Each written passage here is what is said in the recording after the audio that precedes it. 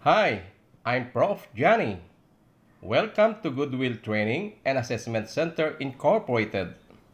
May kasabihan tayo na sa Diyos ang awa, na sa tao ang gawa. So ano pa hinihintay natin? Tara na at gawa na tayo!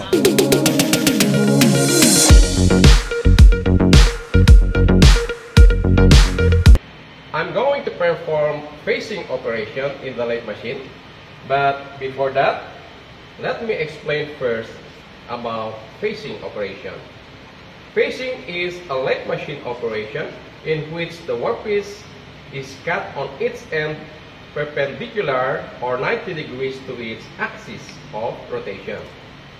This operation can be performed by using a right hand phasing tool bit, which can be fed into the workpiece by moving the cross slide of the machine manually or automatically. And the purposes of phasing are to have a perfect flat surface of the workpiece, to attain the desired length of the workpiece accurately, and to prepare the workpiece for other turning operations such as center drilling, and many more. So let's start. The first step is to mount the workpiece in the chuck of the machine firmly. Take note, the protruded part of the workpiece should be as short as possible to make it firm. Okay? Then the second is to mount the tool holder in the tool post of the machine. Okay, mount na.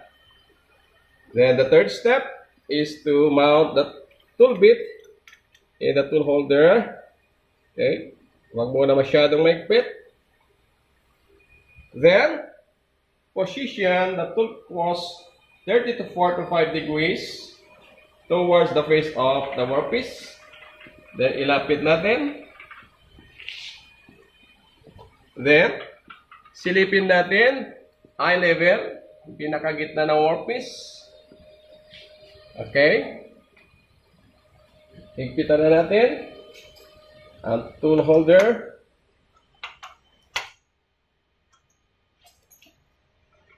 Okay. Higpitan natin tool post.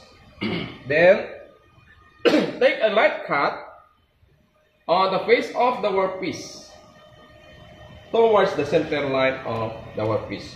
But before that, what should be the RPM for phasing operation?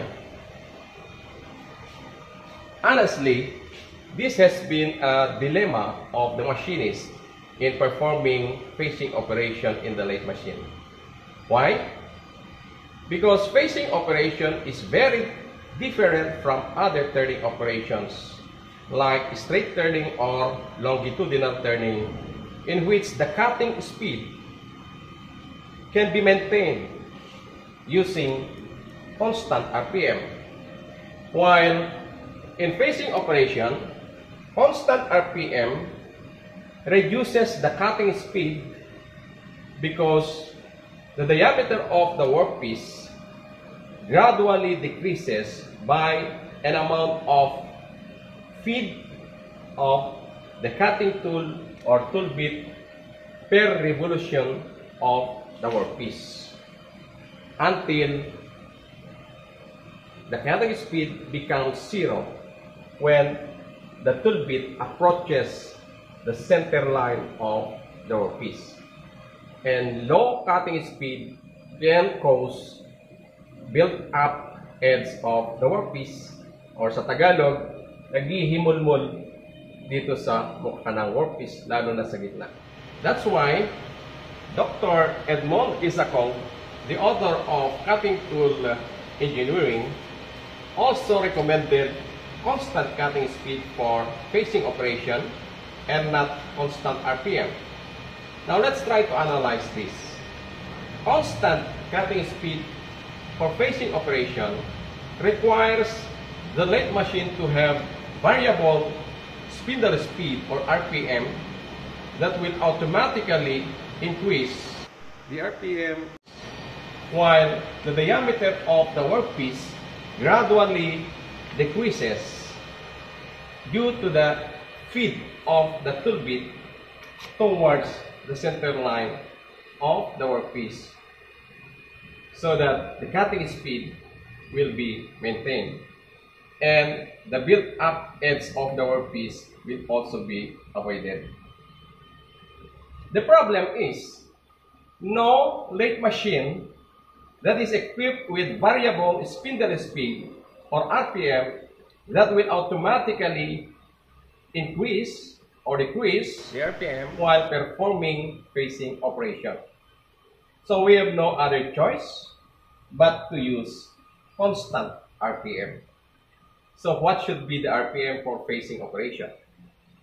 We will use this formula in calculating the RPM. In metric system, we have RPM is equal to 1000 times the cutting speed of the workpiece, which is aluminum. So 126 meters per minute, because aluminum is one of the kinds of materials which has the highest cutting speed. And divided by 3.1416 times the diameter of the workpiece, which is 32 millimeter. So we come up with 1,253 revolutions per minute. Unfortunately, the calculated RPM is not available in the machine. We have 1,000 and 1,500 RPM available near to this calculated RPM. So what shall we choose? The lower RPM or the higher RPM? I will choose 1,500 revolutions per minute, higher than the calculated RPM, because as we have just discussed, in facing operation, the diameter of the workpiece gradually decreases as the cutting tool cuts the workpiece towards the center line. And as a general rule, the smaller the diameter of the workpiece, the higher the RPM to be used. And the bigger diameter of the workpiece, the lower the RPM to be used. So, ituloy na natin. Oops! We should observe safety practices, wear goggles, and tuck in. Okay? Set ko na yung RPM, which is 1,500. Then take note, the direction of rotation of the chuck or workpiece should be counterclockwise, which is the main motion or the cutting motion.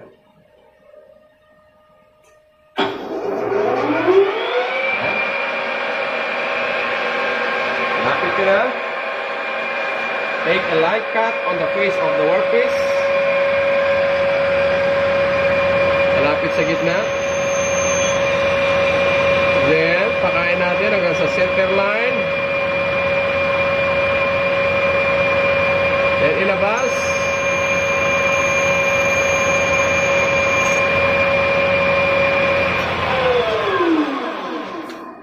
Okay, tingnan natin.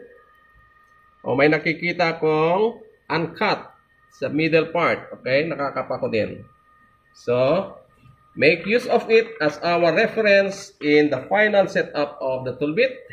Tingnan natin, eye level, kung alin mas mataas, yung uncut sa gitna o yung nose ng tool bit. So, mas mataas yung natira sa gitna ng workpiece. Kaya, i-adjust na natin. I-adjust ko yung tool bit natin, pataas. Okay, a little bit higher. Okay. Now let's have again another cut.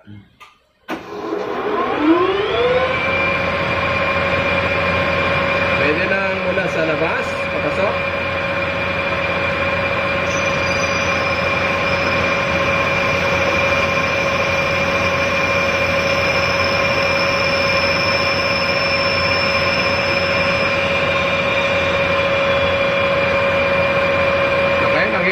gitna.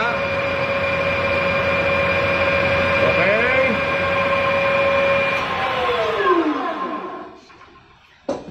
So let's check the flatness of the surface of the workpiece using a straight edge or ruler. Okay, kitang-kita nyo, wala nang gap. Wala rin yung nakausli sa gitna. Very smooth and flat na flat. Perfect. So, ipakita ko lang paano mag-manual feed. Okay. Lapit ang tool bit. Start. Pwedeng dito tayo mag-feed sa compound rest. Kita nyo yun, kakain yung tool bit. Then, labas. Then, mag-feed tayo ng 10 graduation. So, makikita nyo yung manual feed ko. Dapat uniform yung ganaw ng kamay ko with the handle of the process slide para makinis pa rin yung surface ng workpiece.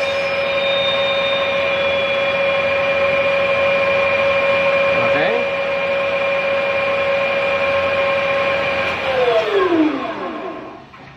Very smooth din. Kasi uniform yung ganaw ko ng cross slide hand wheel. Parang naka-automatic din, oh. Sobrang kinis. Tingnan din natin yung automatic feed.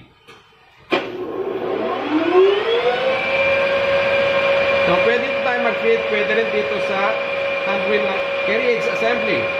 Pero para makita nyo, dito na lang. Labas, then 10 graduations. Then, dikit. Automatic feed. So, mag-automatic na yung process slide. Tapos, kita nyo yung feed niya. Uniform din. Okay, hanggang gitna lang. Yan. Halos parehas lang sa manual feed ko kasi na-maintain ko rin yung uniform rate ng aking kamay. Kaya halos parehas lang sa automatic feed doon sa manual feed ko. Now, Prof. Johnny, pwede ba ang direction of feed movement ay mula sa gitna palabas? Yes, for as long as the tool bit is already set up at the center line of the workpiece.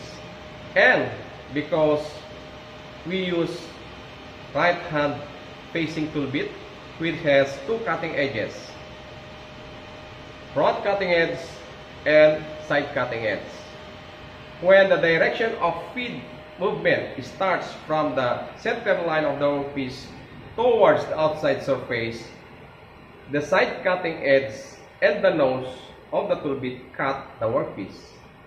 When the direction of feed movement starts from the outside surface towards the center line of the workpiece, the front cutting edge and the nose of the tool bit cut the workpiece.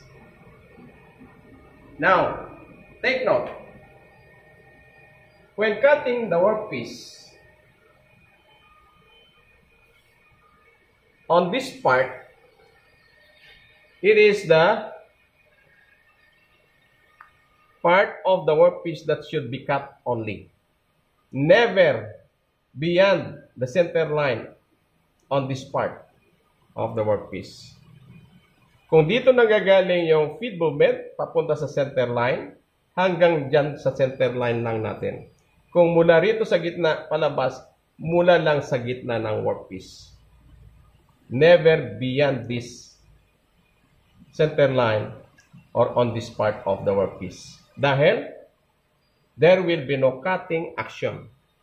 And the workpiece and the cutting tool will just rub against each other and will cause damage on both the workpiece and the tool bit. Okay?